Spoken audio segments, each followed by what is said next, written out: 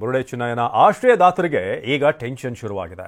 ಚಿನ್ನಯ್ಯನಿಗೆ ಆಶ್ರಯ ನೀಡಿದಂತಹ ಮನೆಗಳಲ್ಲಿ ಈಗ ಮಹಜರು ಪ್ರಕ್ರಿಯೆ ಆಗ್ತಿದೆ. ತಡರಾತ್ರಿ 2:30ವರೆಗೂ ಕೂಡ ಶೋಧ ಕಾರ್ಯ. ತಿಮರೋಡಿ ಸಹೋದರನ ಮನೆಯಲ್ಲೂ ಕೂಡ ಶೋಧ ನಡೆಸಲಾಗಿದೆ. ಮೋಹನ್ ಶೆಟ್ಟಿ, ಮಹೇಶ್ ಶೆಟ್ಟಿ ತಿಮರೋಡಿ ಸಹೋದರ, ಇವರ ಮನೆಯಲ್ಲೂ ಕೂಡ ಸರ್ಚ್ ಆಗಿದೆ.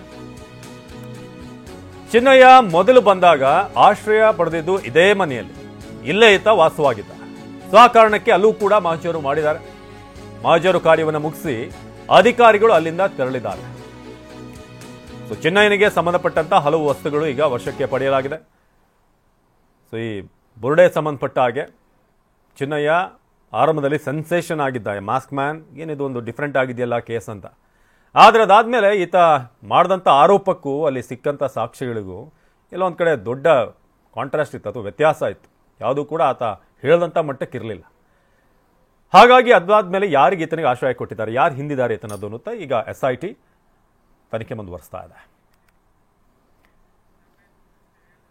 ಇನ್ನು ಚಿನ್ನಯ್ಯನ ಬಗ್ಗೆ ಕಂಪ್ಲೀಟ್ ಮಾಹಿತಿಯನ್ನು ಪಡೆದಂತ SIT ತಿಮರೋಡಿ ಮನೆಯಲ್ಲಿ ಚಿನ್ನಯ್ಯ ಏನೇನ್ ಮಾಡ್ತಾ ಇದ್ದ, ಇದೆಲ್ಲ ಮಾಹಿತಿಯನ್ನ SIT ಈಗ ಕಲೆ ಹಾಕ್ತಾ ಇದೆ. ತಿಮರೋಡಿ ಮನೆಯಲ್ಲಿ ಚಿನ್ನಯ್ಯ ಏನೇನು ಮಾಡ್ತಾ ಇದ್ದ, SIT ಕಚೇರಿಗೆ ಹೋಗೋ ಮುನ್ನ ಬಂದ ನಂತರ ಏನ್ ಮಾಡ್ತಾ ಇದ್ದ, ಯಾರ ಜೊತೆ SIT ಕಚೇರಿಗೆ ಹೋಗ್ತಾ ಇದ್ದ, ಇದೆಲ್ಲವನ್ನು ಕೂಡ ಈ ವಿಡಿಯೋ. 2 ತಿಂಗಳಿಂದ ಮಹೇಶ್ ಶೆಟ್ಟಿ ಮನೆಯಲ್ಲೇ ಇದ್ದಂತ ಚಿನ್ನಯ್ಯ 2 ತಿಂಗಳಿಂದ ಯಾರ್ಯಾರನ್ನ ಭೇಟಿ ಮಾಡ್ತಾ ಇದ್ದ, ಆ ಮನೆಗೆ ಯಾರ್ಯಾರು ಬರ್ತಾ ಇದ್ರು, ಯಾರ್ಯಾರಿಗೆ ಸಂದರ್ಶನ ನೀಡಿದ್ದ. ಯಾಕಂದ್ರೆ ಒಂದಷ್ಟು ಯೂಟ್ಯೂಬ್ ಚಾನೆಲ್ಗಳು ಈತನ ಬಂಧನ ಆದ ಕೂಡಲೇ ಏನೋ ಫ್ರೆಶ್ ಇಂಟರ್ವ್ಯೂ ಅನ್ನೋ ರೀತಿಯಾಗಿ ಪ್ರಸಾರ ಮಾಡಿದ್ರು, ಮಾಸ್ಕ್ ಮ್ಯಾನ್ ಎಕ್ಸ್ಕ್ಲೂಸಿವ್ ಅಂತ. ಹಾಗಾಗಿ ಹೇಗೆ ಕಾಂಟ್ಯಾಕ್ಟ್ ಆದ ಅಂದರೆ ಇದೆಲ್ಲವೂ ಕೂಡ ಆತನನ್ನು ಗುಂಡಿ ಈ ತೋಡುವಂಥ ಪ್ರಕ್ರಿಯೆ ಇತ್ತಲ್ಲ, ಉತ್ಖನನ, ಅದಕ್ಕೂ ಮುಂಚೆನೇ ಮಾಡಿಟ್ಕೊಂಡಿದ್ರ, ಈ ಥರ ಆಗುತ್ತೆ ಮುಂದೆ ಅಂತ ಒಂದು ಎಕ್ಸ್ಪೆಕ್ಟೇಷನಿಂದ ಅಥವಾ ಏನೋ ಒಂದು ಲೆಕ್ಕಾಚಾರದಲ್ಲಿ.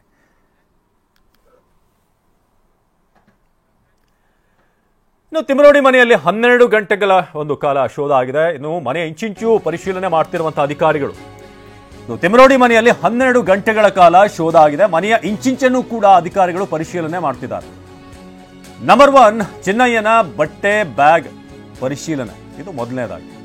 ಎರಡನೇದಾಗಿ ಮನೆಯ CCTV DVR ಅನ್ನು ಕೂಡ ವಶಕ್ಕೆ ಪಡೆಯಲಾಗಿದೆ. ಮೂರನೇದಾಗಿ ಚಿನ್ನಯ್ಯನ ID ಕಾರ್ಡ್ಗಳನ್ನ ಸೀಸ್ ಮಾಡಿದ್ದಾರೆ. ಚಿನ್ನಯ್ಯನ ಆಂಡ್ರಾಯ್ಡ್ ಫೋನ್ ಅನ್ನ ವಶಕ್ಕೆ ಪಡೆಯಲಾಗಿದೆ. ಪತ್ತೆಯಾದಂಥ ಪ್ರತಿ ವಸ್ತುವಿನ ವಿವರವನ್ನ ಸಿಬ್ಬಂದಿ ಬರೆದಿಟ್ಕೋತಿದ್ದಾರೆ, ಎಲ್ಲವನ್ನು ಕೂಡ ನೋಟ್ ಮಾಡ್ತಾ ಇದ್ದಾರೆ.